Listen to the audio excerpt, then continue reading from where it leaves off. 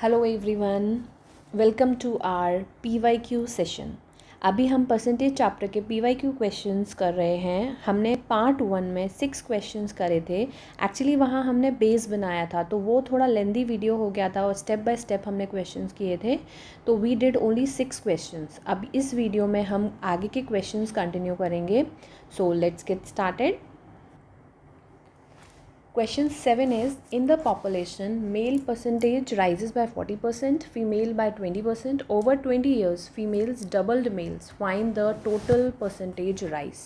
ठीक है, इसके लिए सबसे पहले हमें पता है कि हम अपनी पॉपुलेशन को इनिशियल को P मान लेते हैं।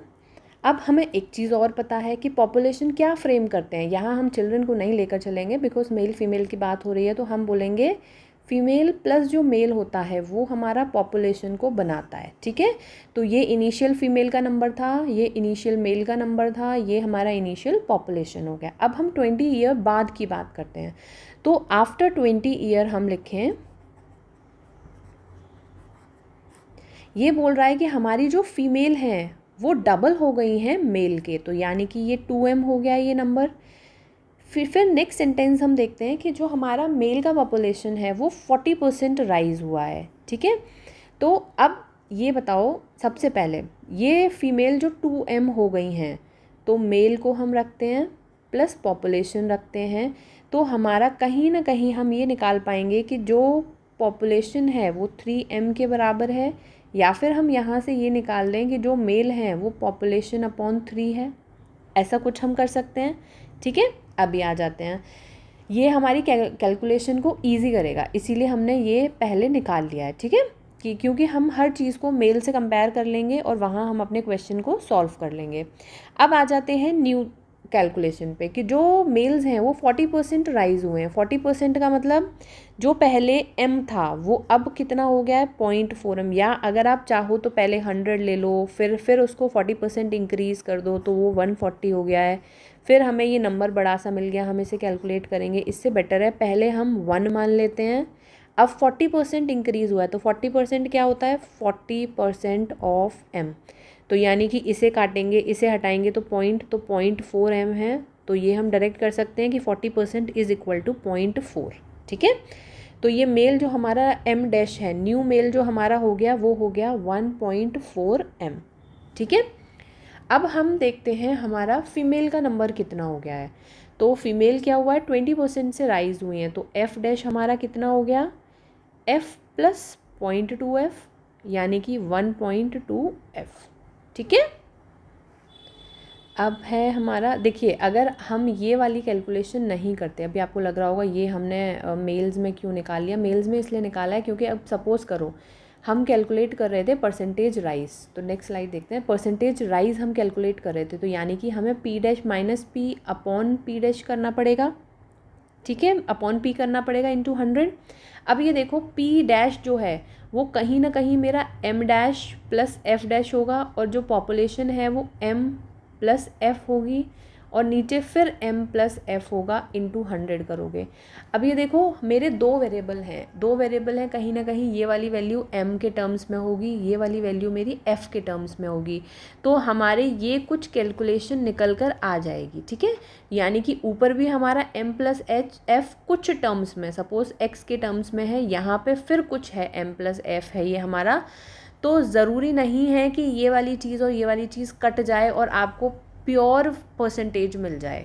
ठीक है, ऐसा हो भी सकता है, नहीं भी, बट अगर ये दो चीज़ है ना m और f, अगर आप इनको एक टर्म में कर लोगे, या तो मेल के टर्म में या फीमेल के टर्म में या पॉपुलेशन के टर्म में, अगर आप एक टर्म में इनको कर लोगे तो हमको वहाँ कैंसिल आउट करने में बहुत आसानी हो जाएगी। ठीक है, बिकॉज़ ये नेसेसरी नहीं है कि इनमें से x कॉमन आ जाए और ये कट जाए।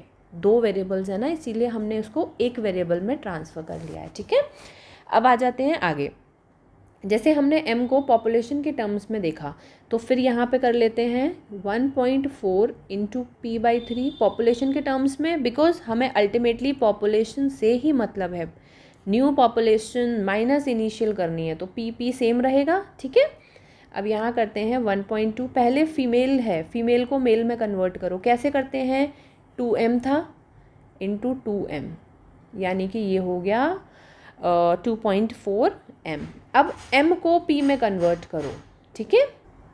अब m को सब्स्टिट्यूट करिए, 2.4 इंटू p/3, तो ये हो गया 2.4 p/3। देखो हम यहाँ पे इसे कट कर सकते हैं, 3 को काट दो यहाँ पे, ठीक है, 0.8 आ जाएगा आपका। बट आप क्यों काट रहे हो? क्योंकि हमारा यहाँ पे अपॉन में 3 है, तो अल्टीमेटली जब हम सब्ट्रैक्ट करेंगे, परसेंटेज राइज फाइंड करेंगे, ऐड करेंगे, तो कहीं ना कहीं फिर से हमें एलसीएम लेना पड़ेगा।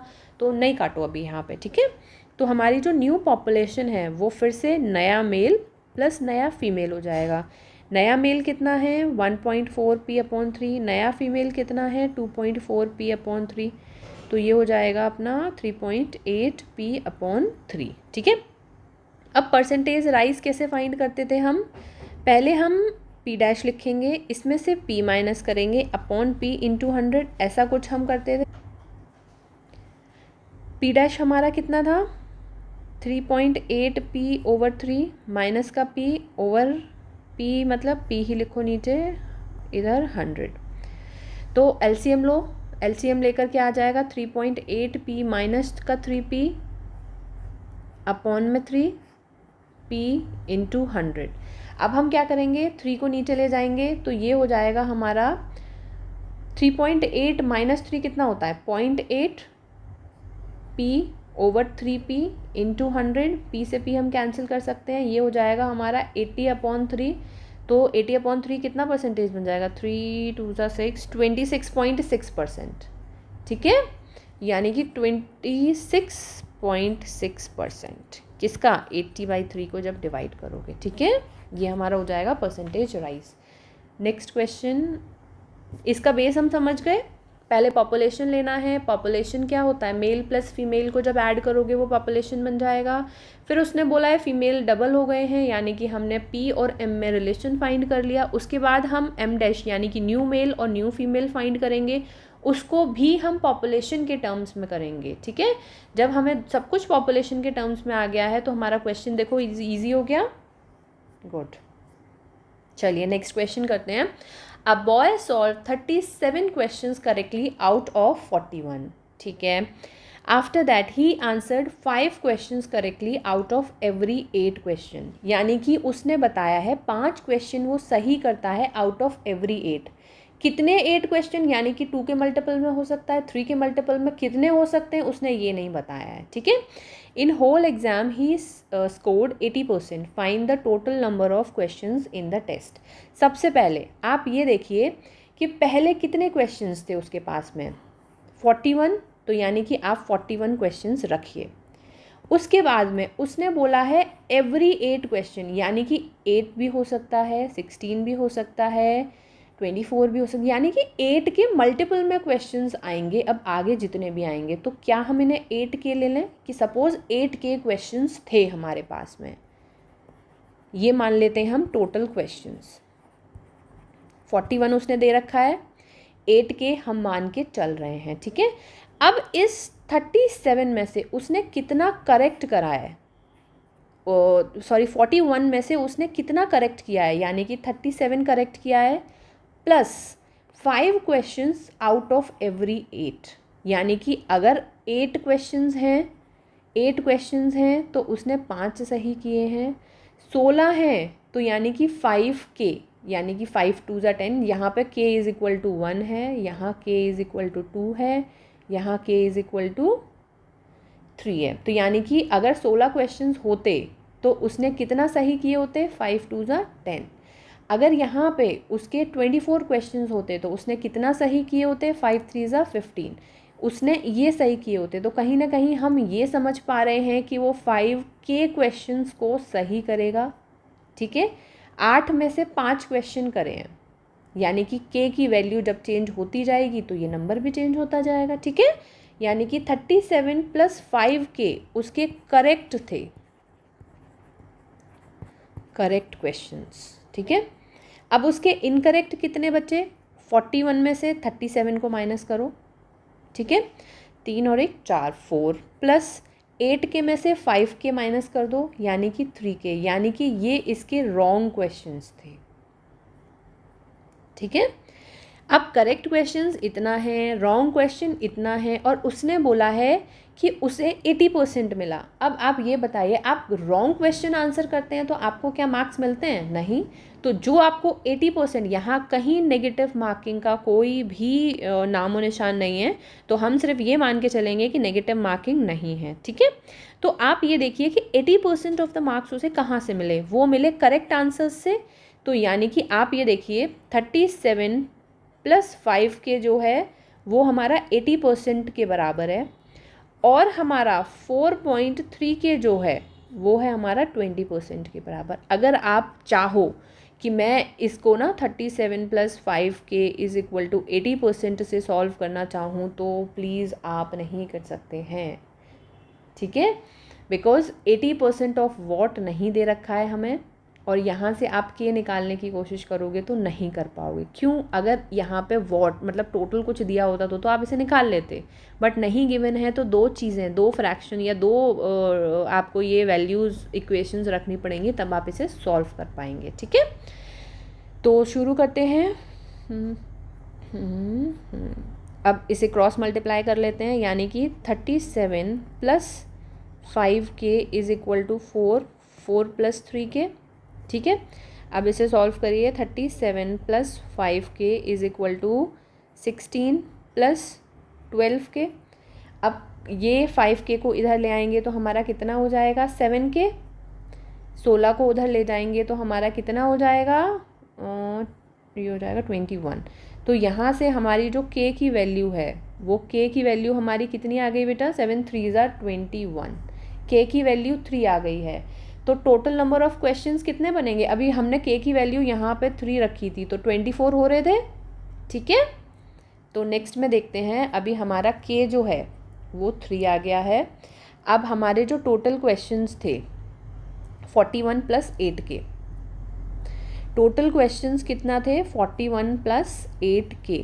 तो 41 + 8 × 3 कर देंगे तो 41 + 8 × 3 = 24। तो ये 5, ये 6, 65 क्वेश्चंस थे इन टोटल।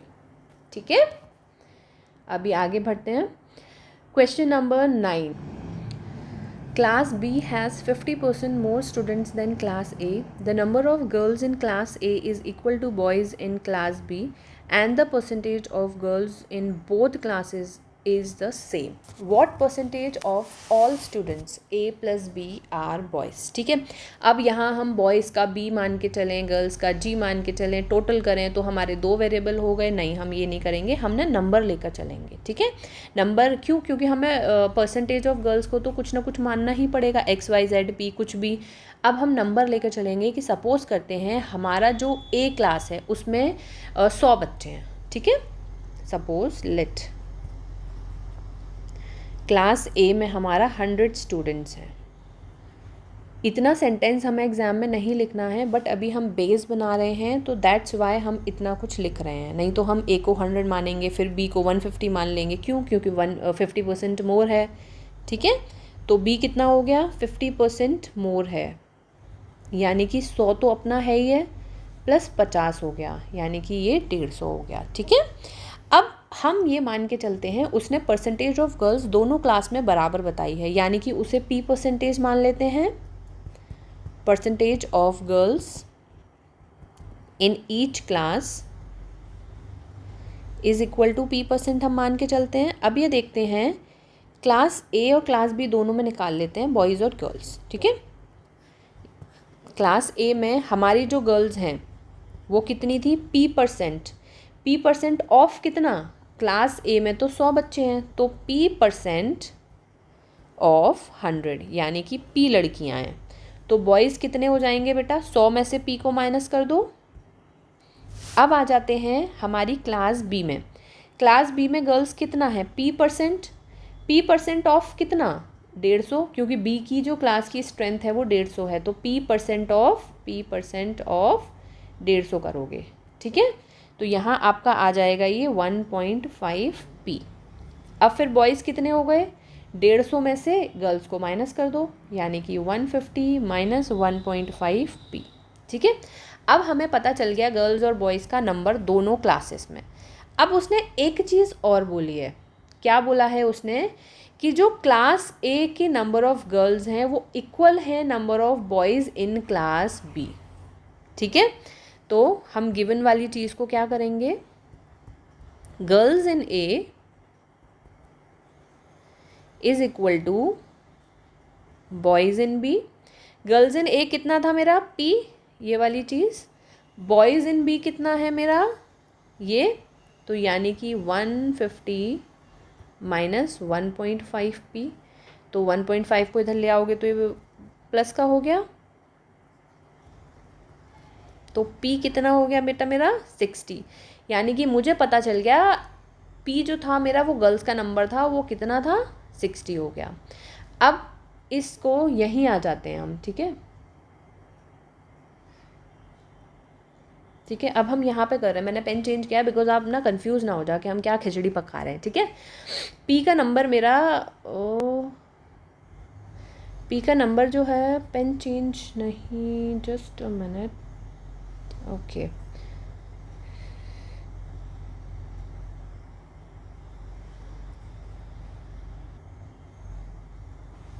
ओके, ये चलो इधर आते हैं फिर से। चलो ये जो नंबर था मेरा, ये P इज़ इक्वल टू 60 हो गया था, ठीक है। तो अब हम जब यहाँ पे आएंगे तो क्या हम ये बोल सकते हैं कि जो A क्लास है उसमें जो गर्ल्स का नंबर है वो 60 है। अब बॉयज़ का नंबर कितना हो जाएगा, 100 थे टोटल बच्चे, तो 100 में से 60 जब हमने माइनस किया, 60 को माइनस कर दिया तो 40 बॉयज़ हो गए। तो बॉयज़ कितने हैं बेटा 40। अब यहाँ आ जाइए, मुझे पता चल गया P जो है वो मेरा 60 है, तो हम यहाँ आ जाएंगे कि 1.5 इंटू जब 60 करोगे तो 60 का तो 1 का तो 60 ही रहेगा, 0.5 का मतलब 60 का आधा 30, यानी कि 90 हो गए, ठीक है। अब यहाँ आ जाते हैं, हमारा जो गर्ल्स हैं वो इतना है और बॉयज़ कितना हो गया, 150 में से 1.5 P को माइनस कर देना, यानी कि 150 में से 90 को माइनस कर देना है, यानी कि कितना हो गया 60। तो अब हम ये देख सकते हैं, अब हम ये देख सकते हैं कि हमारा जो बॉयज़ हैं वो 40 हैं एक क्लास में और हमारा 60 हैं एक क्लास में, ठीक है, हम ये देख पा रहे हैं। तो यानी कि टोटल नंबर ऑफ़ बॉयज़ हमारा कितना हो गया 60 + 40 यानी कि 100, ठीक है।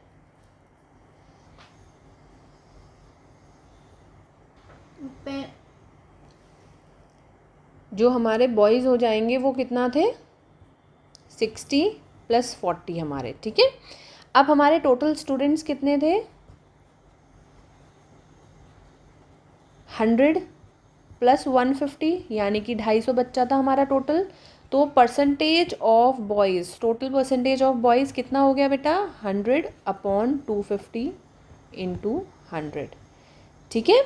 यहाँ से आप परसेंटेज निकाल लोगे, दैट इज़ 25 4 100 40%, ठीक है। टोटल नंबर ऑफ़ बॉयज़ जो थे वो 40% थे। ये कैट का क्वेश्चन है, तो हाँ ये थोड़ा सा लेंदी है, थोड़ा सा कॉन्सेप्चुअल है, बट ये बहुत इजी है। आई होप कि ये समझ आया होगा आपको, ठीक है।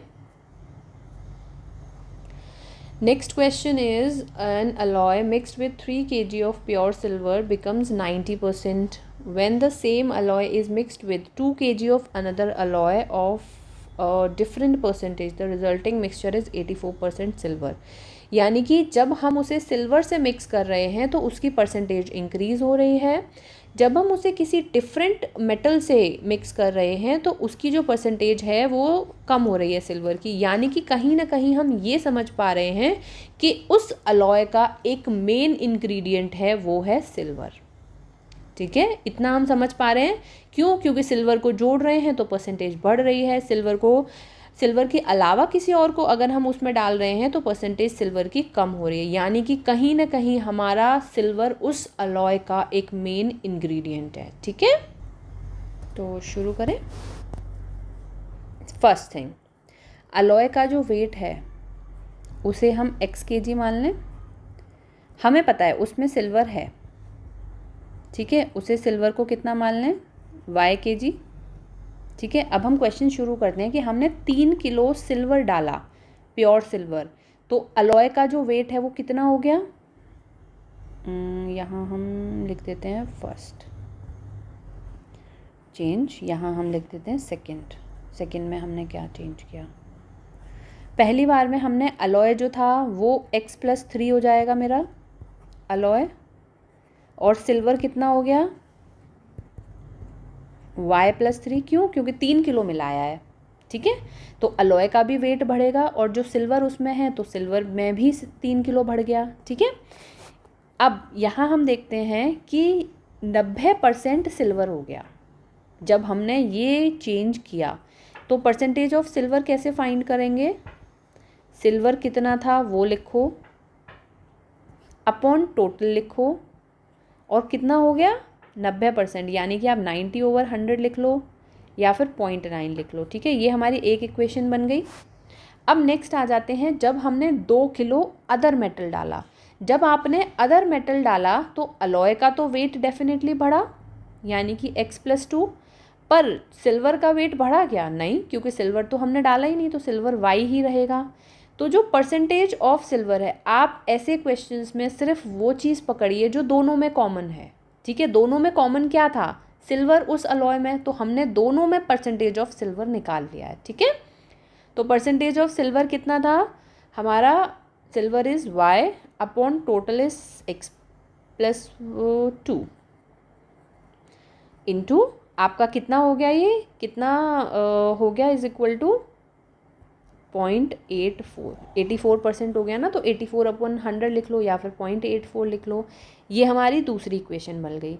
अब इन दो इक्वेशंस को आपको सॉल्व करना है। कैसे सॉल्व करेंगे? कोई भी एक इक्वेशन पकड़ लो, ठीक है। उस इक्वेशन से एक वेरिएबल की वैल्यू फाइंड कर लो दूसरे के टर्म्स में।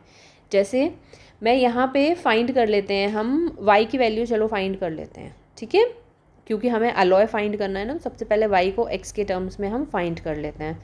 तो चलो इस फर्स्ट इक्वेशन को सॉल्व करते हैं। y+3 ये 0.9 मान के चलो, वरना हमें ये 100 का मल्टीप्लाई इस पूरे टर्म में करना पड़ेगा, ठीक है। 0.9 मान के चलो इसे, इज इक्वल टू 0.9 का मल्टीप्लाई x+3 में। तो y+3 is equal to 0.9x plus 2.7। तो y is equal to 0.9x plus 2.7 ये है, माइनस का 3 इधर आ गया, तो माइनस का 3 आ गया, तो प्लस की जगह माइनस बड़ा है ना, तो माइनस का पॉइंट, ठीक है।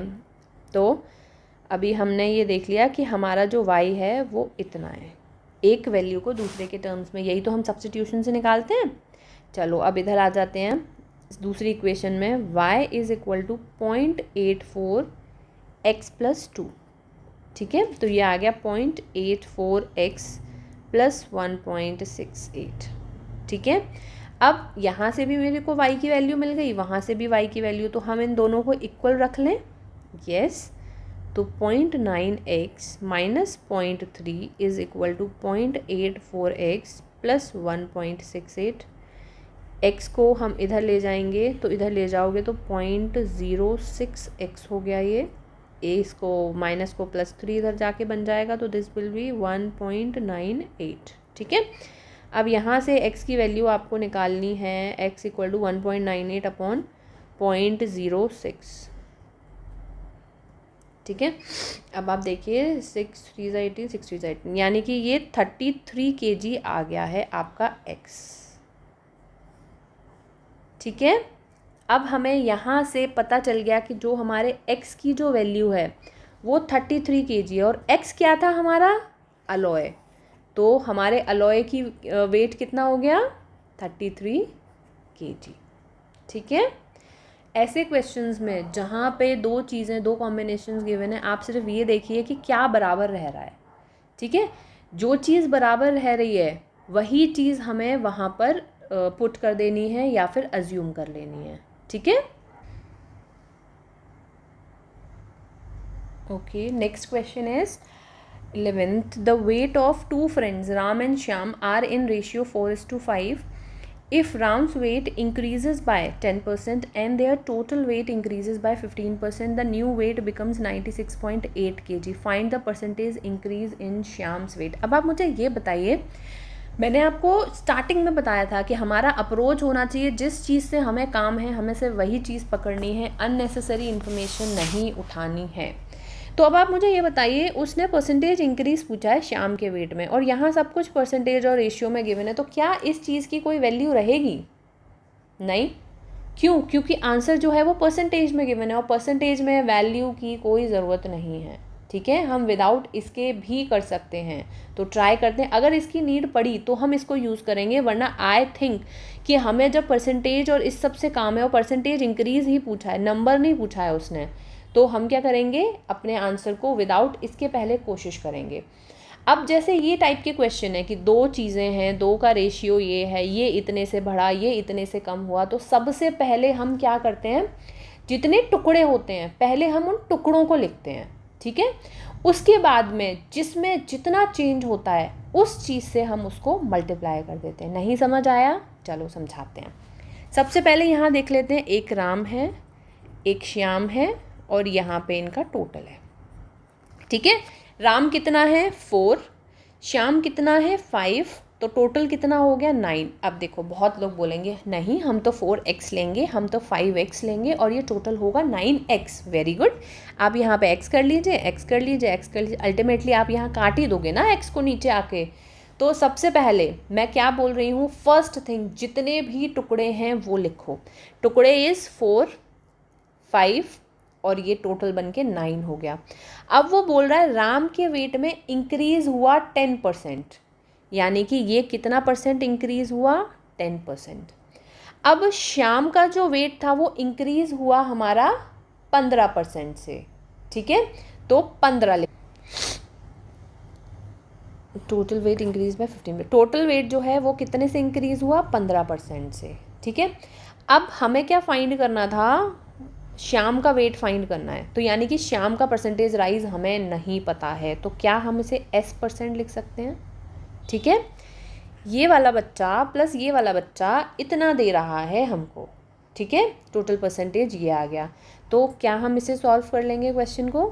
ठीक है, शुरू करो। अब मैंने x लिखने के लिए क्यों मना किया था, मैंने सिर्फ टुकड़े लिखने के लिए बोले थे, और टुकड़े में जितना चेंज है वो लिखने के लिए बोला था, बिकॉज x सारे x हटा दो, सब में कॉमन है। अब परसेंटेज सब में कॉमन है, तो परसेंटेज हटा दो। ठीक है, तो अब हमारी जो वैल्यू है वो क्या बन गई, 4 × 10 प्लस 5 × ये 5 नहीं है, ये S है, S इज़ फॉर श्याम। ठीक है, 5 + S = 9 × 15। तो यहाँ से हम देखेंगे 40 + 5S = हम 15 9 135। ठीक है, अब 5S = हमने 40 माइनस कर दिया, यानी कि 35 निकल गया, ये हो गया 95, तो S = 19% हो गया। ठीक है, अब बहुत इजी था ये। अगर हम इसे नॉर्मल वे में सॉल्व करते तो ये थोड़ा सा डिफ़िकल्ट हो जाता, तो इसका कॉन्सेप्ट समझ आ गया। सबसे पहले जितने टुकड़े हैं, ठीक है, जितने टुकड़े हैं वो लिखना है आपको, उसके बाद में जिसमें जितना चेंज हुआ है उसमें उतना मल्टीप्लाई कर देना है। ठीक है, सिंपल इक्वेशन बन जाएगी। इसको हम सेकेंड मेथड से भी कर सकते हैं, लाइक हमने एलिगेशन अभी पढ़ा नहीं है, बट एलिगेशन वाला मेथड भी बहुत ईजी होता है। ठीक है, उससे देखें इसे। चलिए, हम एलिगेशन कहाँ लगा सकते हैं, पहले तो हम ये सोचेंगे हम यहाँ एलिगेशन क्यों ही लगा रहे हैं। ठीक है, एलिगेशन इसलिए लगा रहे हैं क्योंकि दो चीज़ें ऐड हो रही हैं, जैसे राम और श्याम, दो चीज़ें हमारी ऐड हो रही हैं, तो यहाँ पे हम एलिगेशन कर लेंगे। तो यानी कि जहाँ भी एडिशन आता है वहाँ एलिगेशन आएगा। ठीक है, तो सपोज़ करो ये राम था मेरा, ये श्याम था, तो राम बढ़ा था शायद आई गेस 10% से, और श्याम का हमें पता नहीं था, तो इसे x% ले लेते हैं। ये टोटल कितना बढ़ा था, 15% से।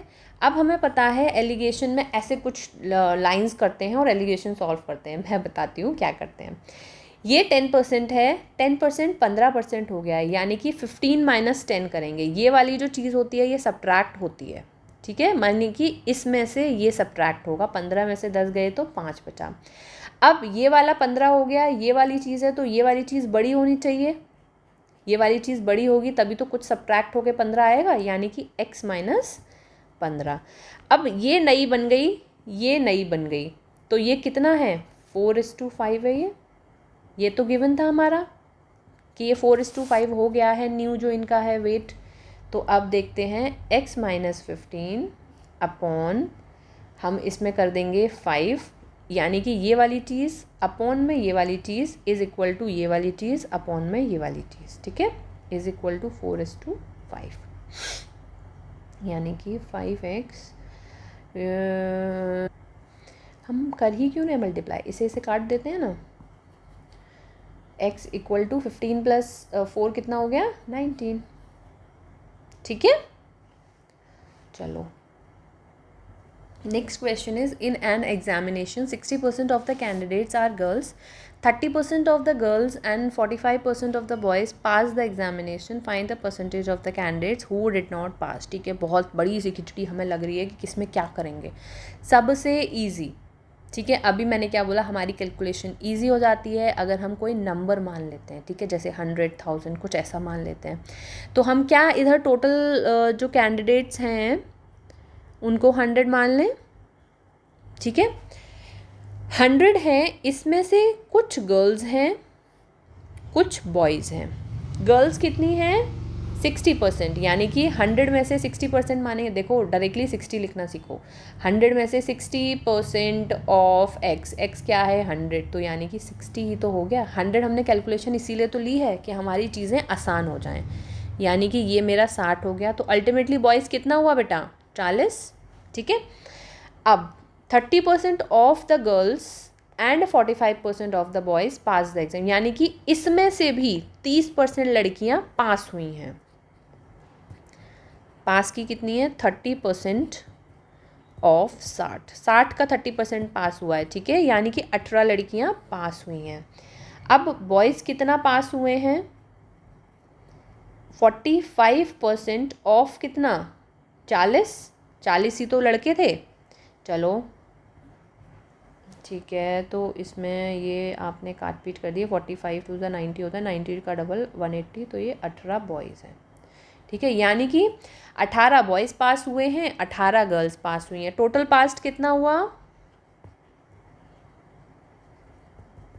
18 + 18 36।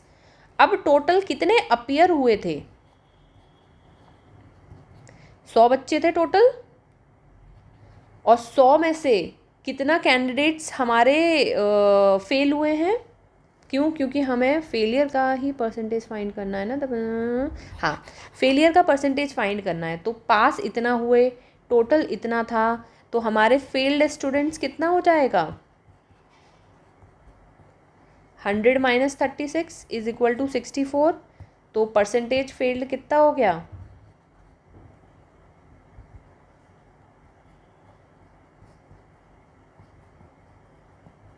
64%।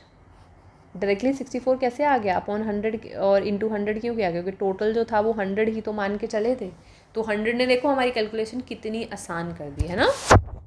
चलिए नेक्स्ट करते हैं 13th क्वेश्चन। इस क्वेश्चन को हम एक तो प्रॉपर जो हमारा मेथड होता है उससे ट्राई करते हैं, ठीक है। जैसे regular wages are ₹57 per hour and overtime wages are इतना, जैसे हम x मान के चलते हैं, y मान के चलते हैं, ऐसे करते हैं। और एक इसे थोड़ा छोटा करके देखेंगे, जो हमें अप्रोच अपने दिमाग में लाना है कि हम ऐसे भी कर सकते हैं, ठीक है। अब आ जाते हैं, जैसे उसका रेगुलर वर्किंग आवर जो था, हमें दोनों का आर नहीं गिवन है कि कितने घंटे दोनों ने काम किया।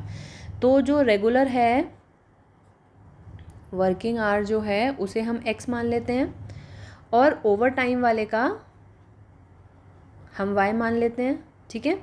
अब उसने टोटल, हमारा टोटल क्या हो गया वैसे बताओ, x + y हुआ कि उसने नॉर्मल x घंटे काम किया और ओवर टाइम y घंटे काम किया, और ये कितने के बराबर है, 172, ठीक है।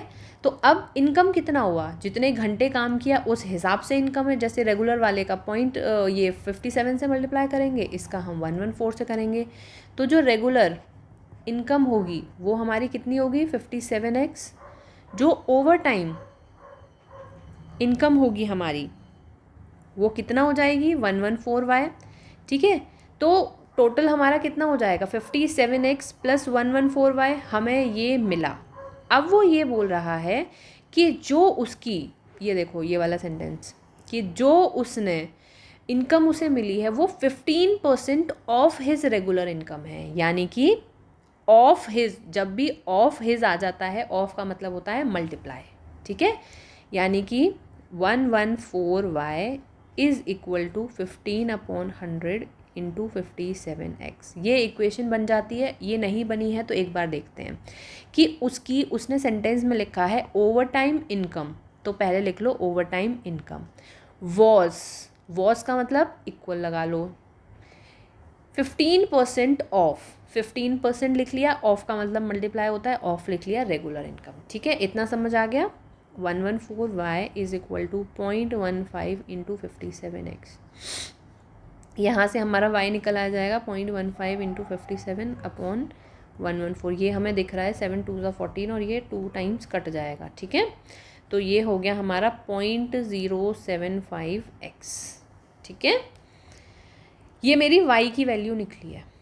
अब हमें पता है हमारा टोटल जो था वो था x plus y is equal to 172।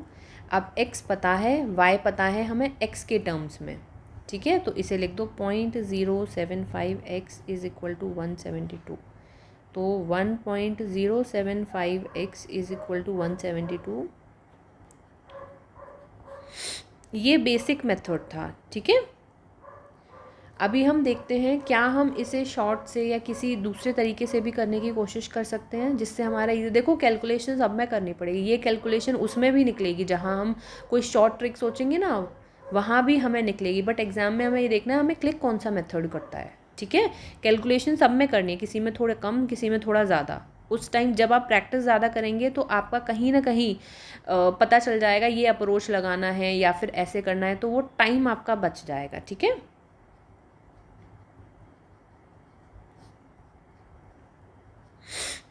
चलिए काटते हैं इसे, 7, इसको पहले काट देते हैं, 3 4 12,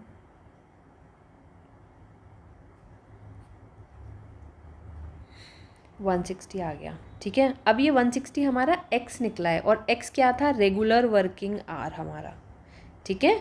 तो y कितना हो जाएगा हमारा 172 माइनस 160, क्योंकि टोटल आवर्स 172 थे, तो ये हो जाएगा हमारा 12 घंटे हमारे ओवर टाइम के, ठीक है। अभी देखते हैं इसको और कैसे हम कर सकते हैं।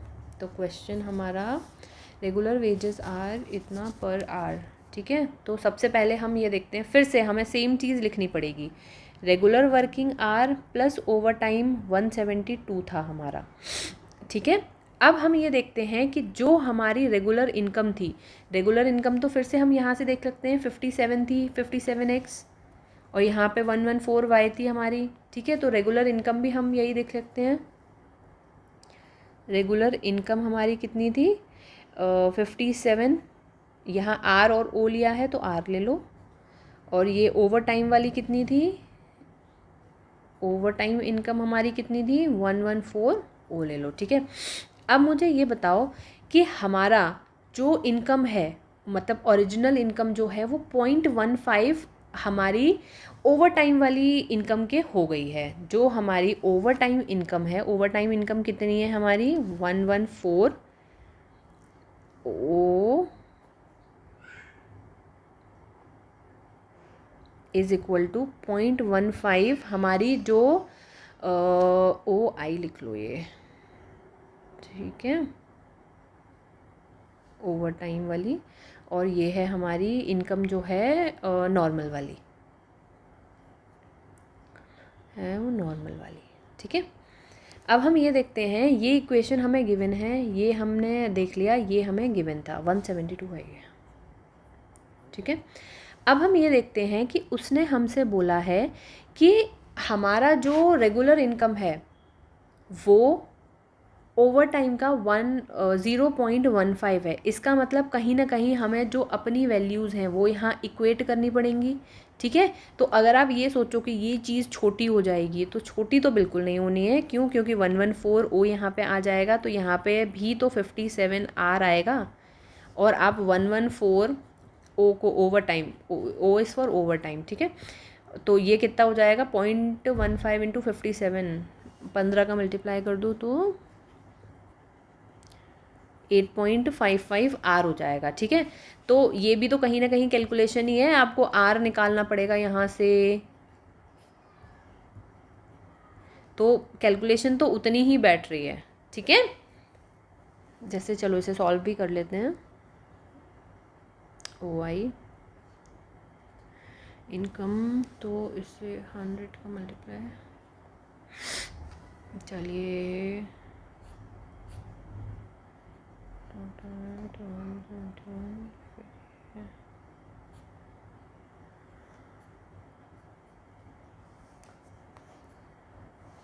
ठीक है, तो ये कितना हो गया हमारा, आर हमारा हो गया है 760 OI अपॉन 57। ये कहीं ना कहीं आपको थोड़ा मुश्किल और लग रहा होगा, इनफैक्ट ये मुझे भी मुश्किल लग रहा है।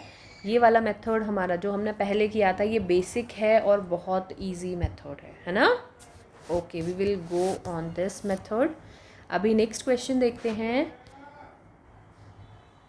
Out of the total manufactured articles in a factory, 50% are found defective. Out of the remaining, 20% are sold in the domestic market. Rest are exported. If the number of exported article is this, find the total number of articles manufactured. Okay, easy question है, बस इसे थोड़ा सा हमें अलग अलग करना है। अलग अलग कैसे करना है? सपोज़ मेरे जो टोटल आर्टिकल है, देखो हम यहाँ पे 100 मानकर कर सकते हैं इस क्वेश्चन को, कोई दिक्कत नहीं है। ठीक है, पर 100 मान के करें या कैसे करें? क्यों? क्योंकि डोमेस्टिक भी है। चलो 100 मान कर ही करते हैं ना, क्योंकि ईजी पड़ जाएगा वो एक्चुअली हमारे लिए। तो टोटल हम क्या ले लेते हैं, आप कैसे भी कर सकते हो, n मान के भी 100 मान के भी, बट देखते हैं 100 से ना थोड़ा ईजी हो जाएगा आई गेस हमारा क्वेश्चन। चलो तो टोटल हम 100 मानते हैं।